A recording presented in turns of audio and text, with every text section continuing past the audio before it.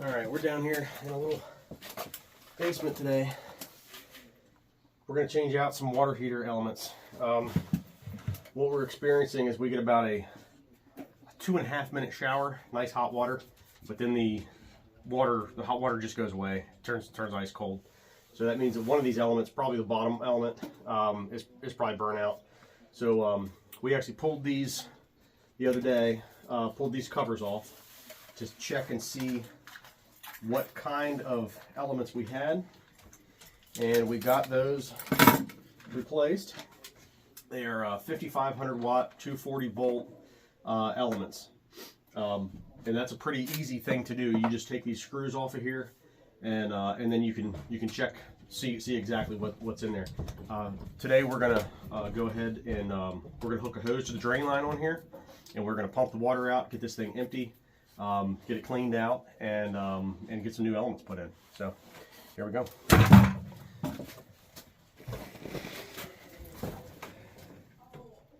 Okay, so we have a garden hose here. We have the puppy here helping out too.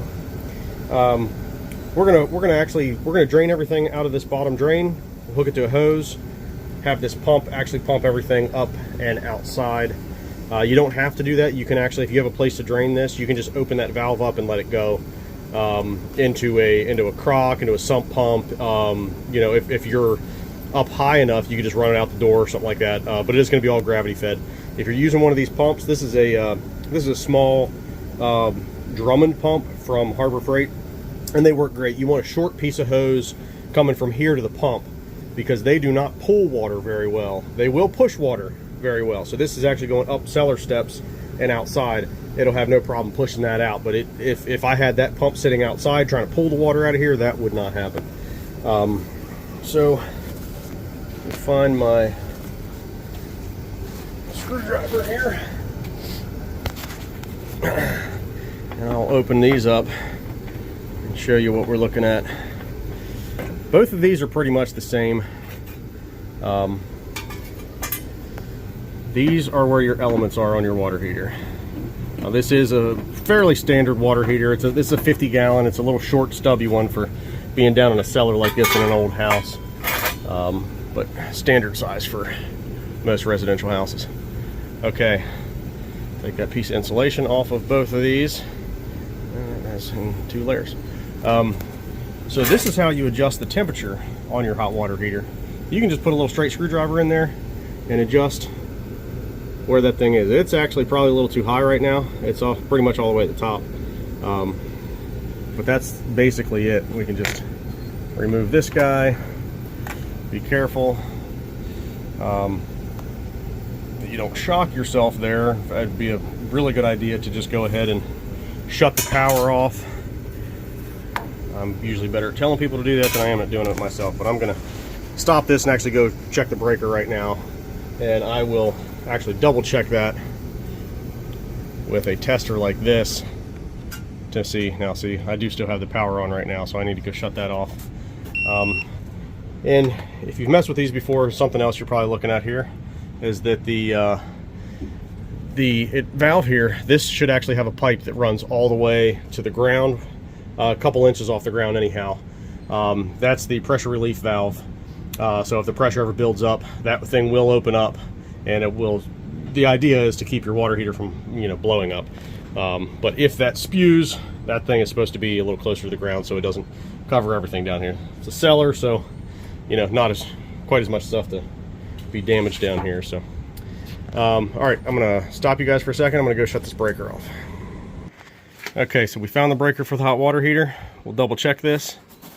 It's blinking to let me know it's on, but they let me know that the tester is on, but it is, there is no power going in here.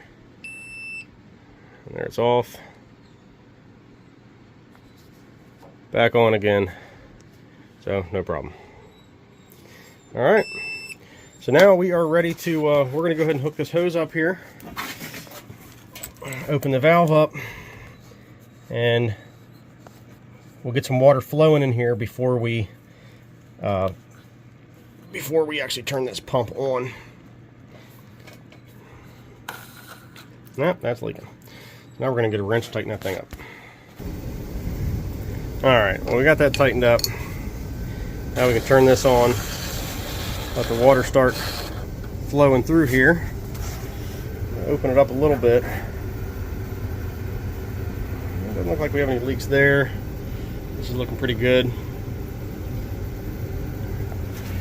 And we'll go ahead and plug this guy in.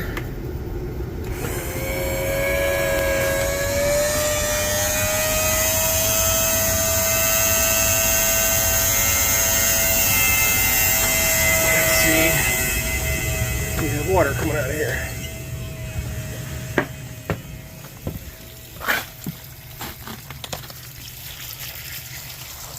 We've got hot water coming out. Okay. Not all the ice outside.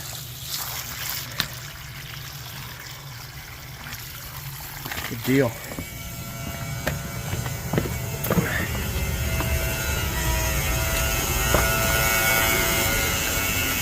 Noisy little thing, but it works. So, I guess one other thing we didn't talk about was you want to make sure you shut the water off so we actually drain the tank. Well, drain it out there pretty quick. You also want to make sure that you shut the pump off in time when the water stops. And the water has stopped.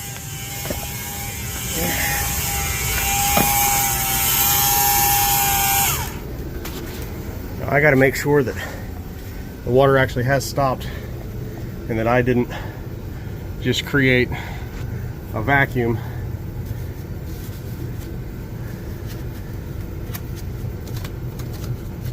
by shutting that off. Alright, now what we're going to do to make sure that I didn't create a vacuum here is we're going to open up the cold water intake line. I have the valve shut off here and it runs into here. We're going to go ahead and open this up and that will give some airflow so this can actually suck air in here and it'll let the thing drain.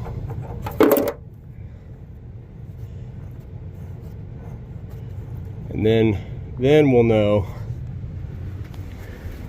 whether or not it is empty. Let's see, we'll make sure this valve is still open here, which it is. All right, we've got everything drained out of here now. Got the pump turned off. This is still open. And we're getting into our elements here. Unhook our wires that are on there. You just unscrew those two screws, pop the wires off of the upper and the lower. And when you're replacing these elements, this is what you're looking for right here. The 240 volt, 5500 watt. They're going to be different on different water heaters, but that's what you're looking for when you're buying your elements. And then you go to your supply house and you can pick up 5500 watt, 240 volt. This is a universal element. And it should work fine. The fun part is actually getting these things out, because they will get a little bit corroded in there and they do not like to let loose. So let's get started. Okay, so a great example of what can happen. It looks like this was actually clogged up in the bottom because of the sediment. Here is the bottom element. So we did get it loose, but unfortunately by the time I had gotten it loose, everything in here started leaking. I was able to get a bucket under it, but a bucket only does so much. So now we have a nice clean concrete floor down here all around the furnace. Luckily we are in a cellar, and this pump has a attachment on it that will actually clean a lot of this up. Not ideal, but sometimes that happens. So here's a good example of what not to do. The only way that really could have been avoided may have been, the only way that really could have been avoided would have been to, you know, somehow check to make sure that this drain was actually draining properly. And I honestly didn't even think about it. So definitely make sure that's draining properly. Unfortunately, it's not a real easy thing to do. I mean, we had water coming out of the pump at the other end, and it stopped. It did seem like it stopped a little bit short. You know, it seemed like it drained the water heater very, very fast. Unfortunately, it wasn't that it stopped. I mean, it's wide open right now. There's still a little bit of water in there. It's just barely dripping. But along with this thing leaking, I ended up just taking my razor blade knife and chopping that hose off and shoving it straight inside the tank and sucking water out of the tank. Yeah, so this is fun. Now we get to clean the basement floor. You know, however, I do like to find the positive things. And this little pump right here actually does a really good job. It is noisy, but this little suction fitting that it has on it, I cut that garden hose off and I just shoved it in the end of that, and it's actually doing a pretty good job. This is an old cellar, so it has an unlevel floor, but I'm finding the deepest spot where the water is puddling the most, and it's actually sucking it right in there. So I have not had to use that before. Hopefully I don't have to use it again for a long time, but glad I have it today. So with the with the bottom element out, we are going to go ahead and take the top element out. I having to do over again. I may have taken the top one out first. However, this top one, it is stuck pretty good. I tried to get it out. The wrench keeps slipping on me. Bottom element actually broke free. I expected it to be the other way around. Now, one interesting thing that I've noticed is that in this water heater, I expected to see some lime scale. Where we're at in the country, we have hard water, limestone. But instead, I have a little bit of limestone, but that's some lime deposits, which is kind of nasty. We're going to clean some of that out. But I also have a bunch of this. I mean, it almost looks like gel, like a slime, and that's just coming out in the water. And I've done a little bit of research on it, and what I can come up with, a couple different people saying different things, but general consensus looks like we are on town water here, and looks like that is a byproduct of some of the chemicals that are actually put in the water system. So another pretty good reason to not drink town water. Get some bottled water, do what you got to do. Get I think even a good filtration system. I don't know if it's going to get rid of that, but I'm not putting that crap in my body, so I will. I'll take a shower, but other than that, not drinking it. Might be a little controversial, but that's my opinion. Alright, well, between a pipe wrench and a screwdriver and some PB blaster sprayed in here, we got this thing finally let loose. So prepare on a little frustration. I can feel the heat coming out of there. Now that thing, that's got some lime buildup on it. Oh yeah. That's what I expected to see in here. So. Alright, well, we got both those out, so now I'm going to get a shop vac and stick a pipe down in there. We're going to see how much of this junk we can get out of there. Okay, now I had a piece of scrap copper laying around, happened to have a bend on it, and I just took a rag, stuck it in the end of my shop vac, and stuck in here. There's actually a good bit of sediment in the bottom of this thing. I'm going to try to get as much out of here as possible. And this is one way to give your water heater a little more life. This particular water heater, if you look at the serial number, you can see that first two numbers right there, and they're not all the same. This one just happens to have the year and the week on it. So 01, it is now 2024, and this thing was made in 01. So it has some years on it. This is going to get us a few more years out of it. But next time this thing has a problem, it's probably going to need to be replaced. But for right now, just doing some maintenance on it is going to give it some more life. So we're going to go ahead, turn this thing on. You got a pretty good suction out of there. And you just stick this thing in there and try to get as much of the sediment out of there as possible.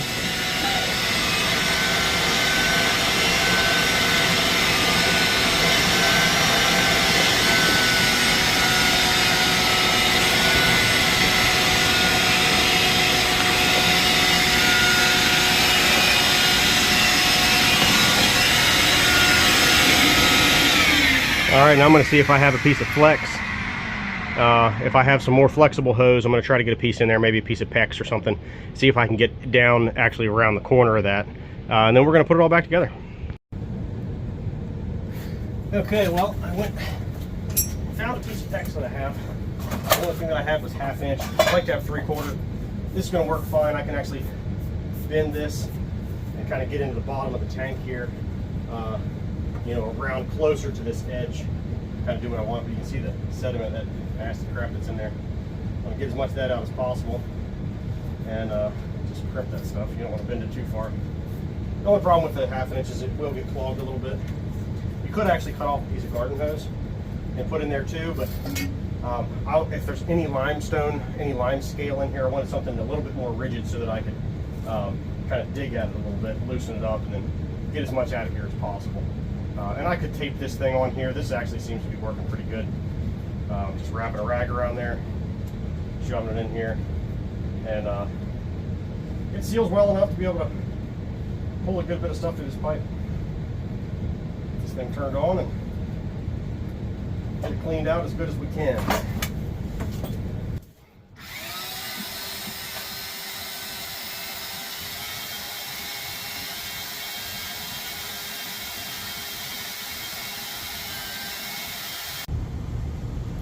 Okay, well, we got a good bit of stuff cleaned out, and this is what is floating in the bottom of your water heaters. And this, just for the record, this vacuum was clean. That's not sawdust or anything in there. That is all of the junk that is floating around in the bottom of a water heater. Beautiful. Okay, well, the bottom one went in nice. The top one, I stuck a little silicone grease on there, and just to grease up that O-ring, and hopefully, if I have to take these out again, it won't be seized up. But like I said before, in reality, with the age of this thing, it may be just getting replaced next time. Not the easiest thing to do with one hand, especially with the amount of weight that's on there. All right. I'm going to go ahead and grab the element wrench, get that thing snugged up, not too tight.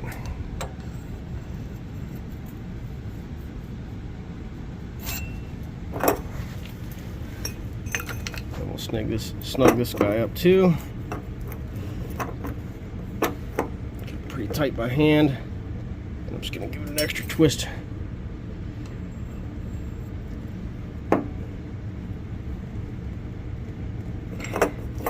Plenty. Sure, there's torque specs for that, but I think we're good. All right, now we're going to hook the wiring back up.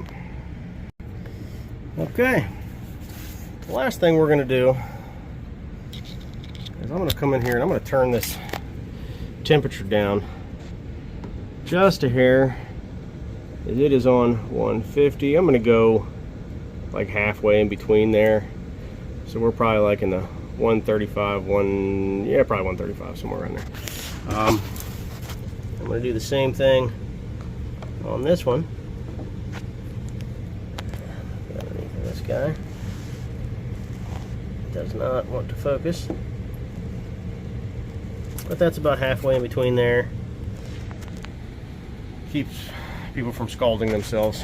If it's not quite enough heat, we can come back in here later and always fix that. All right, what I'm going to do now is I'm going to go ahead and turn the water back on. I'm going to fill the tank up, and I'm going to double check these guys and make sure that there's nothing leaking around there. And after I know that the water tank is full, then we're going to go turn the electricity on. Don't turn your breaker back on until you know that you're full. And you can kind of check this thing. I mean, right now it's pretty light. It rocks around, it moves. But you will burn your elements out, and that kind of defeats the whole purpose of what we're doing here. So make sure that you fill the water heater up, and then double check, and then flip your breakers on. Yeah, I mean, I said I was done, but I am far from done. I still have a big mess to clean up and get rid of that guy. I think that must have got washed out from underneath the water heater whenever all the water started coming out, so that's cool. Okay, tank's full. Looks like everything's good and dry here. We're gonna go turn the power back on.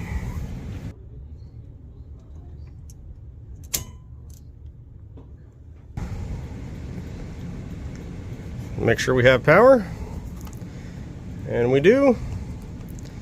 So we are good to go. We're gonna let this thing heat up, and most of these issues ought to be taken care of now. So hopefully I didn't completely scare anybody off of trying this project. If I can do this, anybody can do it. It's not that hard. You just got to know a couple fundamentals. It's pretty basic. You know, there's not much to a water heater. Just be careful. Make sure you have all the power off. And the drain on the bottom here, that was kind of an unforeseen thing. That usually doesn't happen, but not a bad thing. It did happen. Kind of show you what can happen. We're pretty much wrapped up. I still have a basement to clean here. Clean the cellar out. Get all this. I'm going to be getting the rest of the shop vac. Actually, a lot of this is actually already pretty much dried up, but I want to get everything nice and clean here. Get it finished up. So thanks for checking us out. If you have any questions, definitely leave them in the comments, and I'll try to get back to any questions that are in there. It's definitely not the only way to do it. With the age of this water heater, most plumbers are going to come in here, take a look at it, and they're going to say, let's just throw a new hot water heater in. It's really not a bad idea for something that's 23 years old. But I think we can keep this one going for a little bit while longer. And I mean, we're looking at somewhere in between $1,000 to $1,500 to replace a water heater right now. So hopefully this will help save some people some money, and just be careful. Thanks a lot. Take it easy. Okay, and just in case anybody was wondering, I did actually take a look at this drain on the bottom here. While I was filling it up, before I turned any electricity on, I didn't have any hot water here. I actually hooked that hose back up to the bottom, and I waited till the hot water heater was probably about half full, and I opened this thing full blast, and I was able to clean it out pretty well. I sucked any of the rest of the stuff that was in the bottom of the tank out, and it is actually flowing just fine right now. So it's have plenty of pressure coming out of there. That's just me kind of playing with the valve there a little bit. So, and the water isn't going to hurt the floor at this point. So thanks for checking us out.